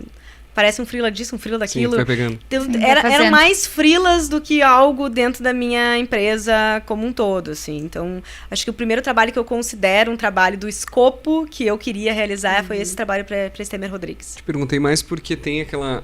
Quando a gente está começando, tem um momento de vitória, né? Que é, vai dar certo. Eu tenho... Não sei se tu enfrentou a mesma situação, assim, mas no início, quando o projeto ele estava nascendo, tem muita dificuldade de, será que alguém compra isso aqui que eu criei ou é só coisa da minha cabeça? E eu vinha de um histórico de uma startup que não tinha funcionado porque não tinha tido venda. E demorou muito, assim, pra gente conseguir fazer o primeiro contrato na Gramado Summit. Eu acho que foram quase 6 meses pra gente conseguir fazer o primeiro contrato. Então era tudo pra dar errado, assim. E aí quando veio o primeiro contrato, que foi o Warren, do Tito, falei, cara, vai dar certo, alguém pagou, tá? Tipo, massa. Foi mais importante do que vender o primeiro ingresso, assim. Então eu te perguntei mais no sentido, porque eu acho que todo empreendedor, ele meio que tem aquela sensação de que, tá, não era um sonho, vai funcionar, posso viver disso. Porque pelo menos pra mim, eu sempre tinha aquela insegurança de, será que não é uma coisa minha? Será que eu não vou ter que desistir de tudo que eu tô sonhando? Porque eu já fiz planejamento de 10 anos, tá? Que nem agora a Gramado Summit, tu vai me dizer o que a gente vai fazer com o rebranding. Eu vou te dizer que daqui 10 anos a gente tá conquistando o mundo e acabou com todos os concorrentes do mercado. Mas claro, tem todo um processo de viver esses 10 anos e ir se adaptando nesses 10 anos. Então eu queria saber, assim, esse primeiro cliente que te marcou, assim, disse, cara, vai, minha conta tá boa, dá pra contratar alguém. Cara, eu acho que assim, eu não sei o quanto é diferente o fato de tu ser mulher. Então, eu acho que... Eu não sei te dizer isso ainda. Às vezes, eu não sei nem se eu tenho essa sensação ainda, se vai dar certo. Porque a gente sempre tem aquela coisa Já deu, viu, Dani? Eu sei, mas eu acho que a gente tem, às vezes, uma síndrome de impostora tão grande, que é uma coisa que eu ainda tô correndo atrás das coisas, entendeu? Esse lugar confortável é uma coisa que eu não sei se eu já senti, entendeu? De estar completamente confortável. Mas tu sabe que isso, eu não, claro, pode ter uma diferença da questão do gênero, mas eu acho que é uma parada da geração que a gente tá vivendo, assim, no meio do impostor. Porque é impressionante, conforme eu vou conversando com pessoas que empreendem, tu tem um impostor que vive contigo o tempo inteiro, assim, te colocando meio que pra baixo, até pra tu não levantar muito as tuas expectativas. Pra mim, tá, Dani? As pessoas quando me elogiam, e as gurias me conhecem, eu fico sem jeito. Eu não gosto de ser elogiado, porque parece que vem um monte de cobrança em relação à minha pessoa, assim. E eu não me acho tudo isso. Cara, não me acho 1/10 do que as pessoas muitas vezes me consideram. E tu falou sobre essa parada da síndrome do impostor de te acompanhar. Como é que tu lida com isso? Porque, assim, por mais pragmática que tu seja, na hora que a gente tá sozinho num quarto, analisando tudo que a gente já conquistou, mas aquilo que a gente ainda quer fazer, meio que vem esse impostor e diz assim, cara, vai dar tudo errado. O que eu sempre penso deu certo, né? Até aqui. Então, assim, está no presente momento dando certo. Você tem absolutamente segurança que isso vai continuar dando certo? Eu não sei, porque como eu trabalho sempre por projetos, não tenho nenhum cliente de FII. A Cordão não tem nenhum cliente de FII. A gente trabalha 100% por projetos. Então, assim, nesse momento, tenho muitos projetos. A gente está trabalhando com vários projetos, vários clientes, muitos clientes legais. E aí? E se acabar amanhã? E se acabar amanhã? Eu não sei, entendeu? Então, esse lugar confortável de que tá dando certo, de que nananã, não existe. A gente tá sempre com o sangue no olho de ir atrás do próximo projeto, da gente tá sempre se mexendo, sempre conquistando, porque a gente não tem esse lugar confortável, assim, Tem uma pergunta sobre captação pra ti, mas eu já quero chegar nela, tá? Tá. Só quero te contar uma história sobre a questão de zona de conforto. Que, juro, eu tento encontrar minha zona de conforto há muito tempo já e eu não... mesma coisa, não encontro ela. Em 2019, quando a gente estava montando o primeiro evento que tu participou, eu tenho vivo em mim essa cena, que a gente faz o evento na quarta, quinta e sexta-feira. Na terça é o evento que a gente... É o dia que a gente meio que cuida dos detalhes, em tese. Na prática nunca acontece. Na terça a gente está montando o evento ainda. E 2019 foi um ano muito problemático, assim, apesar de eu ainda considerar a melhor de todas as edições, 2019. Mas a montagem estava sofrendo sérios problemas na entrega. Então eu saí do pavilhão acho que 1h quase. E o evento não estava pronto. E a galera ficou lá montando e foi meio que assim, cara, seja... o que Deus quiser, porque, pô, eu não sei se amanhã eu vou abrir esse evento e se ele vai estar pronto. E aí eu saio do pavilhão e eu tenho que ir numa farmácia, como estamos numa cidade pequena, à época, 2019, eu acho que tinha uma farmácia 24 horas, que é a farmácia no final da São Pedro, e na volta eu começo a ter um momento eu começo a brisar, assim, de, puta, olha que legal tudo que eu conquistei, a Summit tá grande, a gente tá esperando 4.000 pessoas, tá começando a ficar rentável, pô, e se acabasse? E juro, 2020 foi a pandemia, tá? Então, 2019 eu tive esse momento, e aí no que a gente começa a trabalhar a Gramado Summit 2020, vem a pandemia. E aí eu me senti numa situação de, acabou. E não é boa essa situação. Então, hoje eu tenho certeza, assim, que eu prefiro até não viver numa zona de conforto, apesar de querer muito ela, mas pelo sentido de que a sensação de fim, ela é muito ruim. Ela é muito amarga. Tu olha pra tudo que tu construiu, tu vê tudo desmoronando, assim. E eu queria encaixar isso numa pergunta que é em relação a projetos versus captação. Porque se tu não fizer captação, teus projetos vão acabar. Tu não tem a recorrência do teu cliente. Como que tu faz pra fazer captação pra não ter essa sensação de vazio, assim, que pode acabar? Que pergunta bem elaborada, senhoras e senhores. É difícil. Cara, a gente tem sorte. Mas eu quero saber se é ativo ou se... Nunca foi ativo. Nunca. A gente nunca fez nenhuma captação ativa. 0 captações ativas. Eu acho que quando eu saí da Moria e... eu tinha uma coisa, eu conhecia muita gente no mercado, eu já tinha sido presidente do grupo de planejamento, tinha tido vários relacionamentos, e eu tinha uma coisa de eu não queria ir atrás dos clientes que já tinham sido meu na agência para não ferir, né, um relacionamento que eu tinha com sócios da empresa. Tipo, a Dani saiu daqui, tá vindo atrás dos nossos clientes. Eu não queria, de uma forma nenhuma, passar essa imagem. Então, eu fiquei sentada por um tempo e pensando, as pessoas já trabalharam comigo, elas me conhecem, elas sabem a qualidade do meu trabalho. No momento que elas quiserem, elas vão me procurar. E eu confiei nisso. Então, eu fui indo e eu acho que eu fui produzindo conteúdo bem inbound, assim, de o que a gente está fazendo, com o que a gente está trabalhando, e a gente semeou o jardim e esperou vir as abelhas, as borboletas até nós. Mas não teve nenhum cliente, tipo, que tu captou de forma ativa? Nenhum. 0. Cara, isso é impressionante. 0. Eu nunca... Eu sou uma péssima vendedora. Péssima. Eu eu me sinto... Eu trabalho isso em terapia, porque eu me sinto envergonhada de chegar e dizer, olha, eu tenho algo para te vender. Eu fico mal com isso. Então, todos os nossos clientes até hoje chegaram e disseram assim, Dani, eu tenho essa necessidade. Eu digo, bom, tu tem uma necessidade? Agora, se você quer, eu posso te ajudar. E aí a gente começa a venda. Mas eu te dizer assim, olha só, bati na tua porta, vi que tu tem... Tô eu identificando a tua necessidade, tô eu te vendendo alguma coisa, a gente nunca fez. E... Isso é muito legal, tá? Muito. Porque eu fico pensando, que seria uma pergunta na sequência, se tu tivesse tido um cliente que tu captou de forma ativa. Porque no Brasil real, não aquele Brasil das empresas legais, das grandes corporações, a gente tá falando em muitas empresas que não fazem ideia o que é branding, né? E isso, querendo ou não, é um mar de oportunidade. Eu não estou falando só de micro e pequena empresa. Assim. Tem muita empresa que não faz ideia, que vai ganhar dinheiro com o desenvolver com o desenrolar da carruagem. Mas como que tu propõe uma solução para uma empresa para dizer assim, cara, tua marca tá péssima? Porque isso deve ser difícil na venda, né? Tu tem que identificar um problema de cara em relação a uma empresa que talvez ela financeiramente ela esteja funcionando, assim.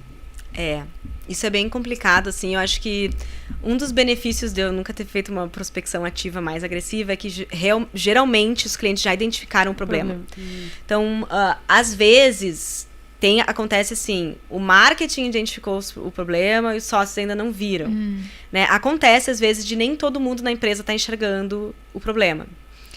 Muitas vezes a gente confia no processo, assim. A gente vai indo, entendendo que em algum momento o cliente... vai cair a ficha das necessidades. Porque, às vezes, essa coisa do não acredito, do não precisa, não acredito, às vezes é desconhecimento. Né? Quando tu leva a informação, eles conseguem ter o olhar do cenário e fazer uma comparação um pouco maior, ampliar um pouco o olhar, as coisas vão rolando, assim, vai acontecendo. Já teve projetos que a gente entrou e conseguiu fazer algo muito menor do que a gente gostaria de fazer. Já aconteceu, assim, por entender que a empresa não estava no mesmo momento que nós. Né? Então... Eu vou citar um exemplo de uma empresa que eu ainda quero que seja patrocinadora da Summit, mas eu queria fazer uma crítica ao branding. Atenção, patrocinadores. Mas eu vou tentar evitar o nome. Mas tem uma rede de farmácias que ela... tu já sabe qual que eu vou falar, né? Já sei. Tá, que tem É incrível essa rede de farmácias. Santo, que tem um santo no nome. Pode ser? Sim. Pra mim, ela tem uma série... Vocês sacaram qual é, Sim. né? Tá. Pra mim, é uma série de problemas de branding. Visuais, principalmente. Principalmente visuais. E eu entendo que fala com o grande público, com a grande parte da população. Mas mesmo que ela converse com grande parte da população, eu acho que ela tem sérios problemas de branding. E aí eu queria tentar entender como que uma empresa chega nesse tamanho e é estratosfericamente grande e ela não consegue ter esses cuidados assim com o branding. Por quê? Como? E se não te irrita profundamente? Não sei. É que, vamos lá. Como é que uma marca funciona, tá? Tem apelo estético? Tem. Mas as coisas principais que uma marca precisa para ela dar certo e vender número 1, ela ter disponibilidade mental, ou seja, as pessoas conseguirem lembrar do nome dessa empresa. Então, a tua marca pode ser sim feia, tá? Mas se você tem um bom trabalho de fixação desse nome, fixação dessa mensagem, de visualização de lugares, essa marca vai ser lembrada para ser comprada. O segundo lugar, que eu acho que é o que faz essa empresa dar certo, é a disponibilidade física. É Pode você ser. estar acessível para as pessoas, você ser fácil de comprar. Você estar no momento da compra, que eu acho que é essa capilaridade, essa capacidade deles de estarem em muitos pontos de venda próximos, ser a farmácia próxima, de estar ali, faz eles conseguirem vender. Então, existe um trabalho de marketing, que às vezes ele é muito bem feito, ele consegue gerar venda, ele consegue gerar lembrança, ele consegue fazer a marca estar ali.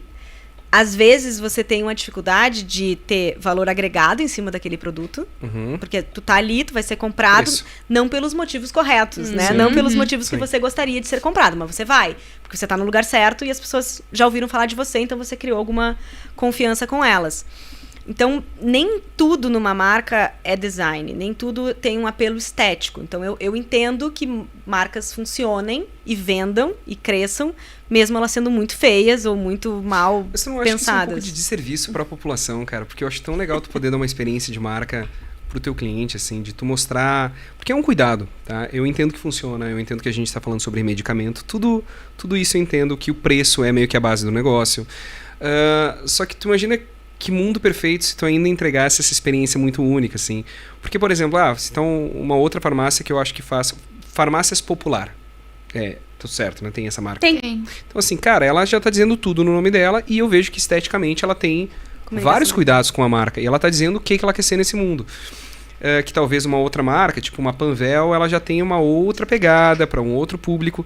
Mas eu não vejo por que não ter cuidado, sabe? E a sensação que eu tenho, e eu juro que eu não compro nessa farmácia, porque me irrita profundamente sempre o letreiro, que são aqueles 2 remedinhos e o copinho. Cara, parece que alguém pegou o Word e fez lá atrás e deu muito certo. E tem fachadas que estão com a marca achatada. Eu perdi o patrocinador, mas tudo bem. Tem fachadas que eu digo, gente, eles aplicaram a marca achatada. Sim, eles cara. achataram.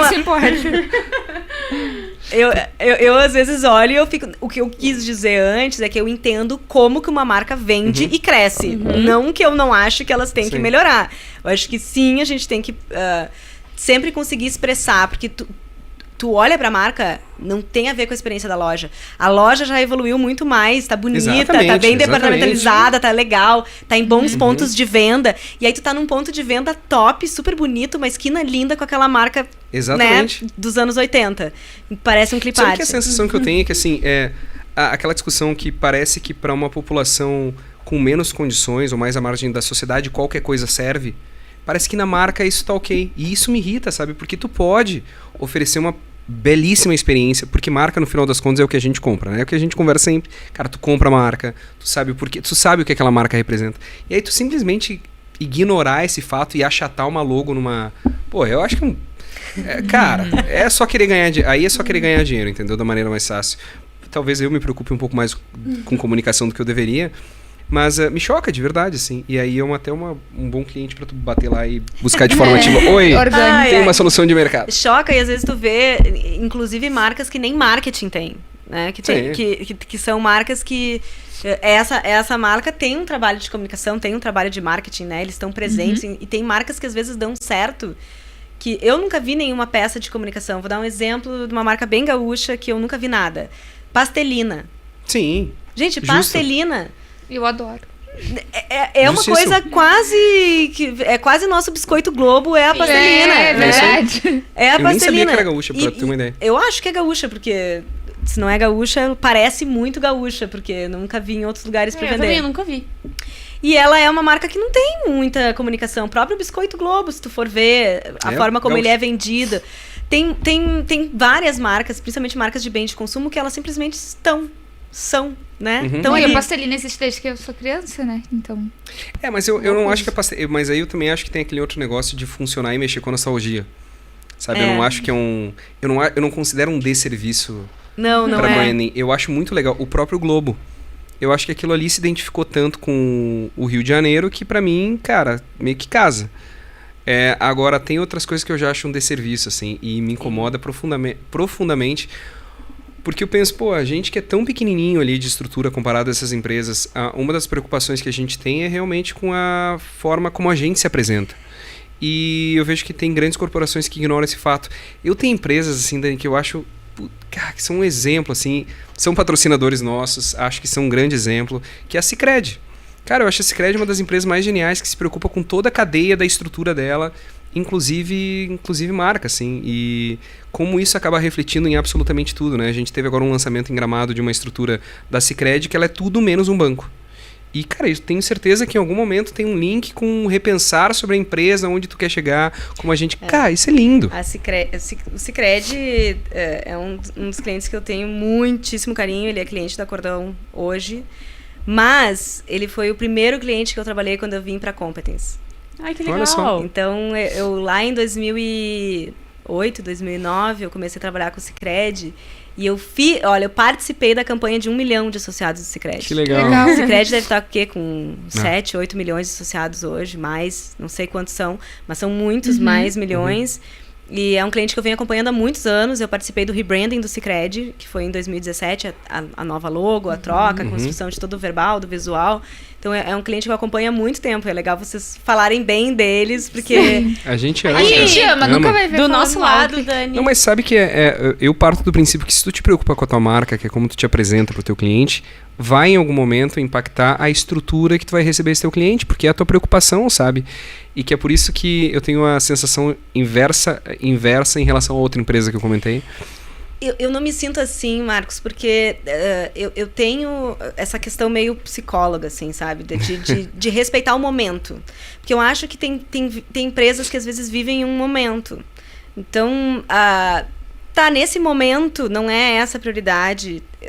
Eu não consigo julgar. Eu julgo, cara. Eu não consigo... Eu tento não ter um sentimento negativo, porque às vezes, assim, ele não está preparado para enxergar aquilo. Não é o momento dele de enxergar aquilo. Ele ainda não viu aquela necessidade, aquela dor ainda não doeu. Talvez tenham outras dores que a gente não está enxergando no negócio deles, que eles estão tentando resolver. Então, quando eu olho para uma empresa assim, eu penso, puxa, quanto potencial desperdiçado, né? Quanto ela poderia ser melhor, quanto ela poderia fazer mais, lucrar mais, ser mais e maior se ela estivesse olhando para isso. Só que ela é que nem... marca que nem terapia. Tu tem que querer. Sim. Sabe? Se alguém diz assim, Martina, tu tem que ir pra terapia. Se você não quiser ir pra terapia, você vai ir lá e você não vai ter resultado, porque você tem que querer mudar. Então, eu olho pra isso e eu penso, poxa, que pena. Mas eu não fico assim, não me dá raiva quando eu olho, sabe? Eu penso, que pena, olha, puxa, podia ser tão melhor, ela, né, tem tanto potencial, mas tá aí sem olhar pra isso. Mas tem a ver com toque, tá? A gente tem, e não sou só eu lá na Summit, tem um monte de toque. Se tu pegar pré-evento, as gurias mandando no grupo de WhatsApp os detalhes que não estão alinhados de stands, cara, tu fica chocado, assim, porque é uma mensagem a cada milésimo de segundo. E aí a gente vai nos outros eventos e vê, cara, tá tudo meio arrebentado, a galera aceita, mas eu acho que é um mundo que eu não conseguiria fazer parte, assim, e a parada da marca, pra mim, é muito importante, muito. E foi uma das coisas que eu achei o grande lance de vocês, assim. Eu até te perguntei, assim, eu e a Dani, a gente tem algumas histórias de consultas que eu faço fora a contratação, por exemplo, que eu acho tão importante quanto e que faz parte da marca. A gente fez um manifesto lindo e maravilhoso, ele só não diz o que a gente é pra uma pessoa que é leiga no assunto. E aí teve um dia que eu liguei pra Dani e falei, Dani, Mas como é que eu falo a mesma coisa para uma pessoa leiga? Que eu quero dizer assim, a gente é um evento de inovação que acontece 3 dias em Gramado. E aí teve aquele pensamento lá que a gente fez o e-mail juntos e super funcionou. Pô, é porque a gente se preocupa, não adianta eu também encher para todo mundo palavras lindas e maravilhosas e a pessoa achar que a gente vive em unicórnios voadores. E não, a gente faz um evento prático e tal. Então eu tenho isso, assim, mas cara, é muito meu, tá? Eu só quis te trazer como exemplo porque eu queria saber para quem cuida de marca se aquilo ali não é meio que assim...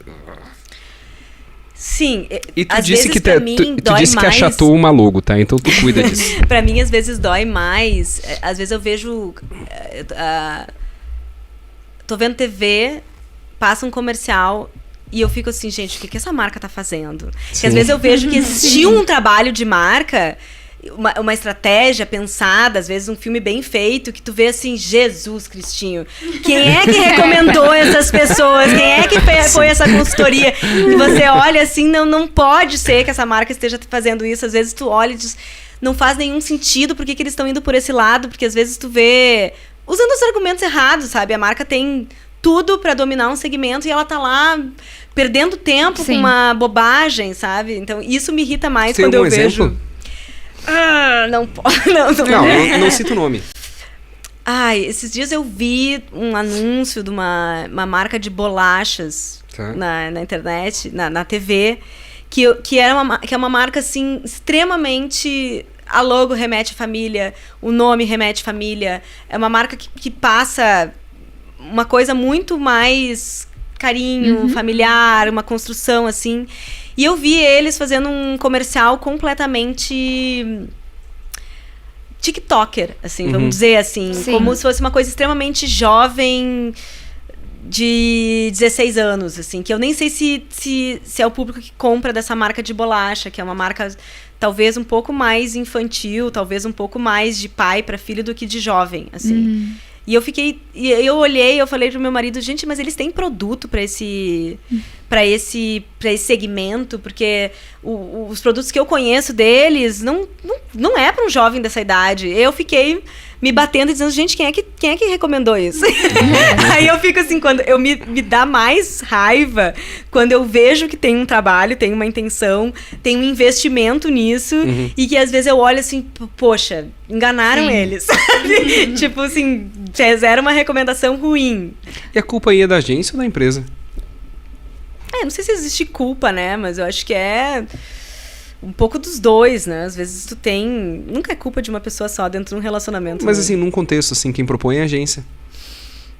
Não sei, porque às vezes o briefing, né? Às vezes tu recebe um briefing que tu pensa que tem a ver esse briefing, você cumpre o briefing, entendeu? Sim. Então, não necessariamente... Tem que entender o caso pra gente entender. Às vezes, eu sempre faço essa meia-culpa, às vezes pode ser uma leitura horrível. Quando a Magazine Luiza, em 2000 e sei lá, pico, lançou a Lu, eu pensei, poxa, que ridículo. Né? Quando eu olhei... Acho que todo mundo pensou. Eu olhei, ridículo, meu, pra que botar essa mulher tosca ali, mal se mexe, Eu não vi potencial, tá? No passado. Foi uma das coisas que eu pensei, gente, ridículo eles estarem fazendo isso, não faz nenhum sentido. Hoje eu mordo a minha língua e digo, nossa, eles eram visionários e eu não via sabe nada. Que a Magalu é um bom exemplo de uma empresa que ela fala com uma grande parte da população e ela sempre tem um cuidado com a marca para falar com essa parte da população. E aí quando ela vai para o digital, ela tem um outro cuidado de marca para falar com uma nova parte da população. Eu sempre achei incrível, assim, apesar de ter criticado muito a Lu, porque ela parecia um avatar muito mal feito no início, mas ela sempre foi muito inteligente com o branding. Esse é o meu ponto de reflexão, é que existem marcas que entendem que elas têm que falar com mais gente é mais difícil, porque é mais gosto, enfim, mas ela sabe fazer isso. Tipo, eu entro numa loja da Magazine Luiza e eu fico muito perdido, porque eu não sou um cliente da Magazine Luiza balcão, assim. Agora eu já consigo me encontrar um pouco melhor no ambiente digital, que muitas vezes para mim nem parece a mesma empresa. Não sei se vocês já tiveram essa sensação, mas são duas pegadas completamente diferentes. E tem o cuidado da marca, entendeu? Porque eu sei que, sei lá, a minha tia-avó, que era uma pessoa que ia na Magazine Luiza, eu tô falando um exemplo real, cara, ela super se entendia, assim, sabia o que ela estava comprando e o porquê ela estava entrando ali. Coisa que eu acho que a Colombo também fez muito bem aqui no Rio Grande do Sul, não sei como ela está hoje, mas, enfim, acho que tinha esse cuidado. É por isso que eu te perguntei, assim, mas... Teve uma empresa que eu acho que tentou, eu não sei, não conheço esse case em profundidade, mas foi uma leitura que eu fiz, assim, que foi o Ponto Frio. Então, Sim. tinha uma... Quando a Ponto Frio começou com aquele negócio do pinguim, Uhum. eu era uma pessoa que falava assim, poxa, eu não acredito nisso. Eu não acredito em ter uma voz digital. Eu não acredito nisso.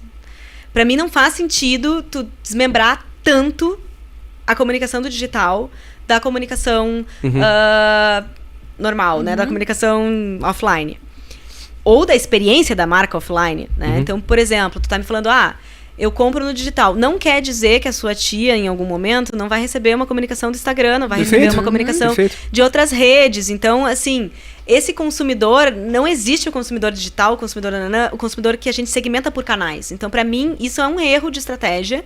A gente radicalmente separar a comunicação e colocar personalidades diferentes. Não é nem um tom, um pouquinho, a gente dá uma mexida. É completamente radical a personalidade que o Ponto Frio tinha no Twitter. Muito.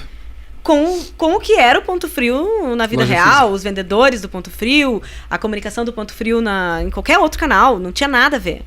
Então, aquilo pra mim era um negócio que não batia.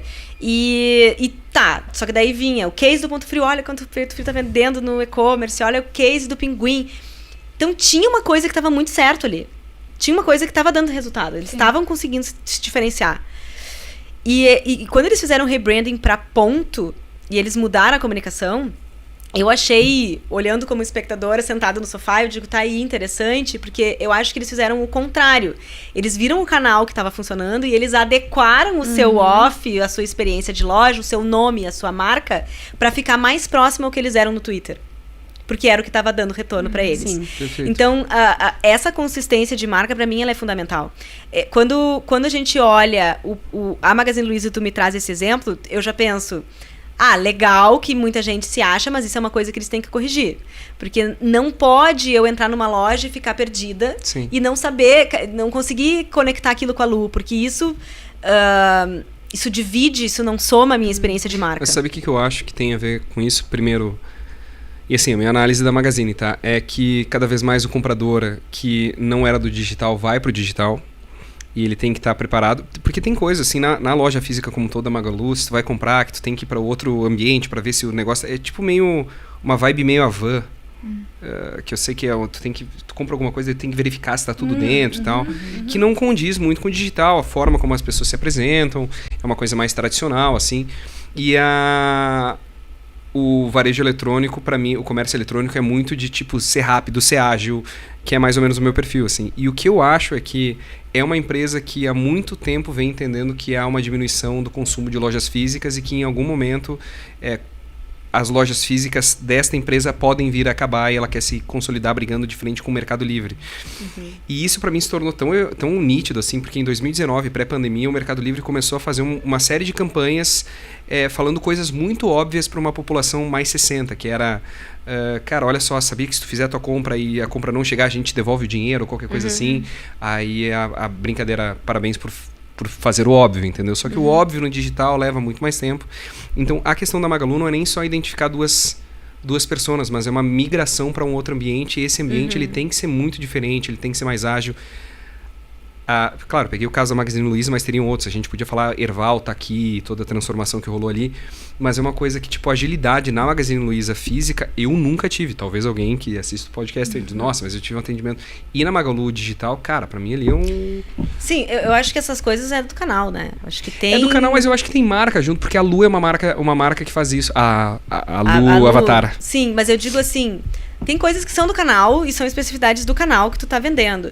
Mas tem coisas que são a marca, a personalidade da marca. Tem momentos que mudam, inclusive, o nome, né? Sim. De Magazine Luiza pra Magalu, de cores, tem o Super App também, que é uma coisa que eles usam muito. Tem verdades, que tem ali que às vezes isso causa mais confusão do que soma, né? Então tem... Faz sentido. Não conheço o case, eu sou uma grande admiradora do trabalho da Magalu, acho muito legal. Eu encontrei a Luísa Helena num evento e parecia que eu tinha encontrado Deus, assim. Quando eu olhei, eu digo, meu Deus! Está circulando entre nós um Deus! O que é isso? Entendeu? Tipo, eu fiquei chocada, porque é uma personalidade que eu E aqui eu vou te dar um ponto do quão importante essa parada que eles fazem de divisão. Por exemplo, a Lu, pra nós, ela tem muito isso, a Luísa, de ser, nossa, cara, que ser iluminado. Ela não perdeu o fato dela ser aquela vendedora de balcão, assim, sempre que tu pegar um discurso dela, ela tá falando com aquela pessoa porque ela sabe como é o comprador que vai atrás do balcão. E a figura por detrás do e-commerce é o Fred. Que, cara, a Luísa ainda é a mulher respeitada, mas o Fred já tem uma cara muito mais ativa no digital, talvez porque, cara, são duas personas muito diferentes. Vai chegar algum momento que isso vai unir, exatamente. Porque tem a marca, ela precisa somar. Quando tu tem todas as impressões de marca que não somam, elas são desperdiçadas. Sim. Então isso é dinheiro que tá ficando na mesa. Sim, total. Quando você cria coisas da sua marca que não estão somando para as pessoas lembrarem de ti e adicionarem significado, você está jogando dinheiro fora. Então, quando você vai criando essas coisas distintas, que pode ser que a pessoa não identifique que é você vai tendo problemas, entendeu? Eu acho ela tão genial, essa mulher, porque ela sabe como é uma pessoa comprando atrás do balcão. Cara, isso eu acho que é uma sensibilidade com o teu negócio, assim, e de novo, eu já vi ela, inclusive, num bate-papo com o Ricardo Amorim, colocando o Ricardo Amorim e as estatísticas econômicas dele no lugar, assim. Eu vi ela é ela uma mulher... fazendo isso com o Meirelles. Foi... Sim, mas não foi no mesmo Manhattan Connection? Não, foi num evento em São Paulo do Grupo ABC. Eu vi ela fazendo isso com o Meirelles. Ela foi incrível. Ela é impressionante, é impressionante. Meninas, por vocês. Eu acho que talvez a gente poderia ver com a Dani, assim, que próximos passos tu imagina pra Cordão, assim, de futuro. Ai, gente, vocês fazem perguntas tão difíceis. Pô, tu achou que fosse fácil? Achei. A gente não, é só um bate-papo. Achei que vocês iam perguntar sobre branding, eu ia responder aqui os meus livros preferidos, né? Enfim. Meus próximos passos, os próximos passos da Cordão. Cara, eu acho que a gente vai continuar. Eu acho que o nosso próximo passo é seguir, assim. A gente tem muito uma coisa de ser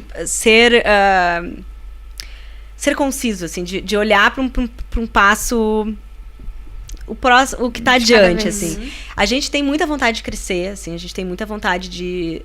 Quantas pessoas fazem parte da Cordão hoje? Te interrompendo. Hoje a gente tem umas 6 pessoas envolvidas. A gente tem muita vontade de crescer. A gente tem vontade de ser um lugar onde as pessoas trabalham felizes, assim. A gente tem muito, assim, essa coisa de ser um lugar que trabalha com uma vertente de comunicação, né? Que branding é uma vertente de comunicação.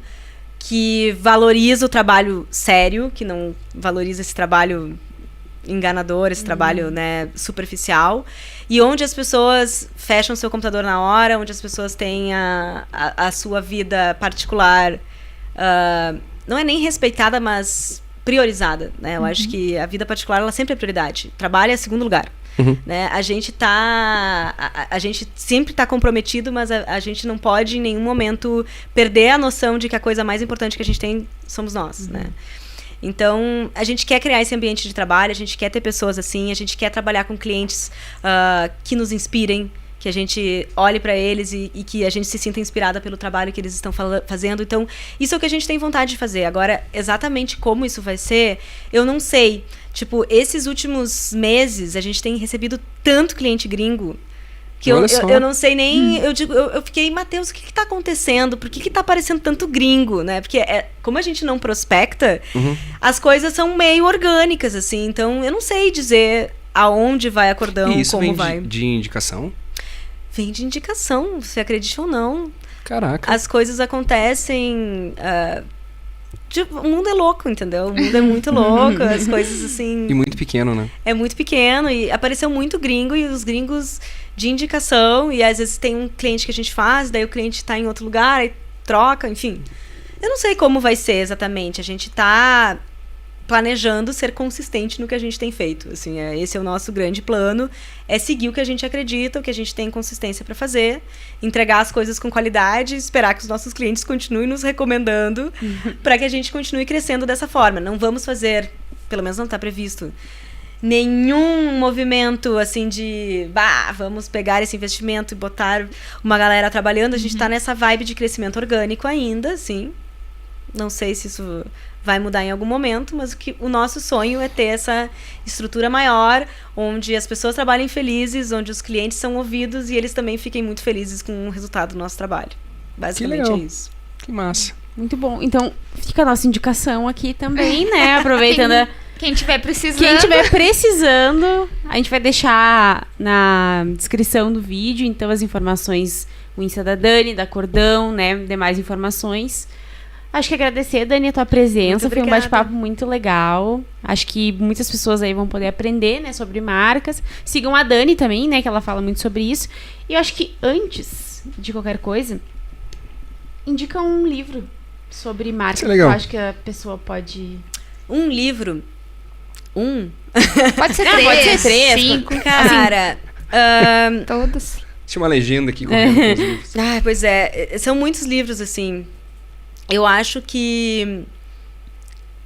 Tecnicamente, tem um livro que eu acho que ele fala muito sobre como o marketing funciona, que é o Como as Marcas Crescem, do Byron Sharp. Esse livro, ele tem as regras de como o marketing funciona, e eu acredito bastante nas regras que ele tem ali, dos estudos que eles fizeram ali, e de como as coisas estão colocadas naquele livro. Não é um livro inspirador, assim, um livro que te... Nossa, que inspiração, como me transformar. Mas, tecnicamente, tem muita informação. Os livros do Aker também é o básico de branding, assim, eu acho que as pessoas têm que ler. Tem uma coisa que eu acho que tem a ver com a forma como eu enxergo marca, a forma como eu enxergo negócios, assim, que não tem nada a ver com marcas e negócio. Mas, para mim, o Coragem de Ser Imperfeito, da Brené Brown, é um livro que todo líder de empresa tem que ler. Porque os maiores erros de marca são empresas que tentam ser aquilo que elas não são. Esse é o primeiro erro que tu vai cometer. Porque se você tentar ser aquilo que tu não é, em algum momento tu vai derrapar e as pessoas vão te desmascarar. Então, você entender a sua vulnerabilidade, você entender a sua perfeição, aceitar ela e conseguir mostrar para as pessoas isso como um valor, é um grande trabalho de marca. Então, muitas vezes que eu vejo líderes e empresas errando, eu vejo elas tendo vergonha de ser aquilo que elas são. Então, para mim, quando a gente está falando de marca, ler a Brené Brown, aceitar a vulnerabilidade, aceitar a imperfeição da sua empresa, aceitar que você é aquilo e você conseguir mostrar para o mundo que você é o que vai fazer as pessoas te desejarem. As pessoas desejam o autêntico, elas não desejam a falsidade. Então, para mim, aquele livro ele é muito, muito, muito... Fala muito sobre marca. Quando eu leio sobre marca, mas ele é um livro de autoajuda, então... E temos o melhor corte nesses últimos 2 minutos. E, inclusive, a melhor forma de fechar o podcast, com certeza, né? Com certeza. Dani, obrigado. Agora a gente vai gravar até na quarta... Esse episódio tá chegando segunda, dia 24, né? Isso. Então, na quarta-feira, dia 26, a gente vai estar colocando no ar o Bate-Papo com o CEO, que é uma conversa minha com a Dani, para tentar descobrir o outro lado de Dani, a empreendedora, a menina por detrás da Cordão. Mas eu queria te agradecer de coração. Acho que o melhor depoimento que a gente pode te dar é ficamos muito satisfeitos com o trabalho, desde a forma como a gente reentendeu. Eu acho que visitar a empresa de novo é muito legal. E a gente conseguir expressar o que a gente é e também ver o que a gente é muito bacana. Então, eu fiquei muito orgulhoso, assim. Foi um trabalho que me deixou muito, muito satisfeito. E queria te agradecer por estar aqui com a gente. Eu que agradeço a todos vocês. A Gramado Summit foi um cliente que nos inspirou demais. Eu acho que quando a gente fala que a gente quer cliente que nos inspirem, vocês nos inspiraram muito, assim. E foi realmente algo que muitas vezes a gente dizia assim... Puxa, eles deixaram nosso trabalho 1000 vezes melhor. Assim, legal. Cada vez que vocês comentavam, a gente dizia, realmente, né, conseguiram colocar comentários incríveis para que o trabalho saísse tão redondo como ele saiu. Eu só tenho a agradecer cada um de vocês e todo mundo na Gramado Summit. Baita evento, baita conteúdo, um trabalho incrível que vocês fazem de cuidado, e eu tenho certeza que não está nem perto do que vai ser ano que vem. É isso aí. Recados finais? Eu acho que aproveitando então essa deixa da Dani, reforçando de novo, entra no nosso site gramadosummit.com. A gente já tem alguns aí dos palestrantes confirmados, vai ser uma galera aí, tem muito palestrante para vir pela frente, mas eu acho que é uma boa oportunidade agora, começando esse segundo semestre do ano, de tu garantir o teu ingresso, chegar em abril de 2024 com o ingresso pago, viagem paga, e sabendo que tu vai ter 3 dias aí de uma imersão, de uma construção do futuro, né? Como nós falamos agora depois do nosso rebranding. Então, acho que é uma oportunidade. E parcela em 12, né, E parcela em 12, né? Que é uma coisa... Sem juros. Né, sem juros. Então, compartilha aí com os teus amigos, com quem tu gostaria de ir, com a tua empresa, com teus líderes, né? Enfim. E vem pra Gramado Summit que nós estamos te esperando. E tem muita coisa boa vindo por aí. Isso aí. Até mais, pessoal. Até mais. Tchau, tchau. I found that nothing in life is worthwhile unless you take risks. Nothing. Don't be afraid to think outside the box. Don't be afraid to fail big, to dream big. But remember, dreams without goals are just dreams.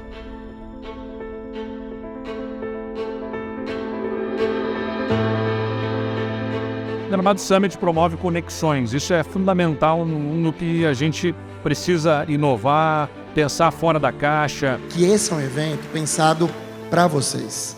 Esse é um evento feito por vocês.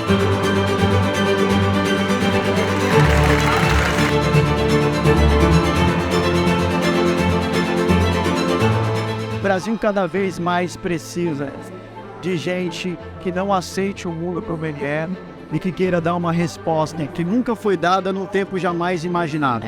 Eu acho que esse é o Summit 2023. É trazendo as possibilidades dentro que já está construído, mas olhando para o futuro.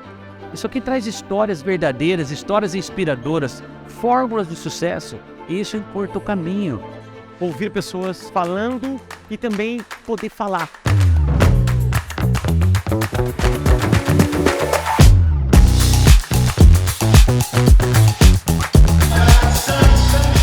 A gente está falando de inovação, porque é entregar acesso para quem nunca teve. Isso é totalmente conectado com a Gramado Summit. Quanto mais tu fala de negócio, mais tu aprende sobre negócio e mais oportunidade você abre.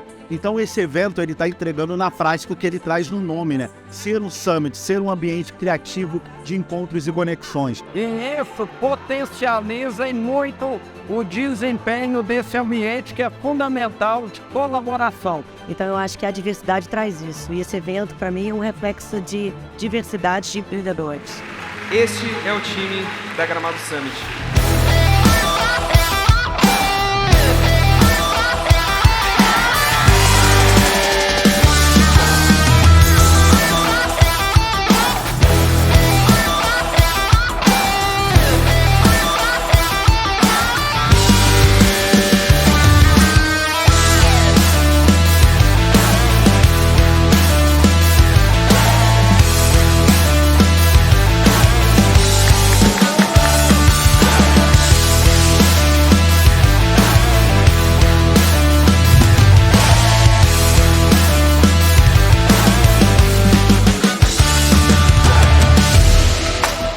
Eficiente.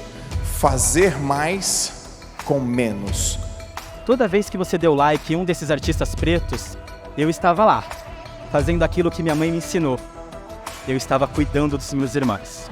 Isso é a Gramado Summit. Essa diversidade, essa união, essa vontade de se conectar é a Gramado Summit. Então, cara, mais uma vez, muito obrigado a cada um de vocês.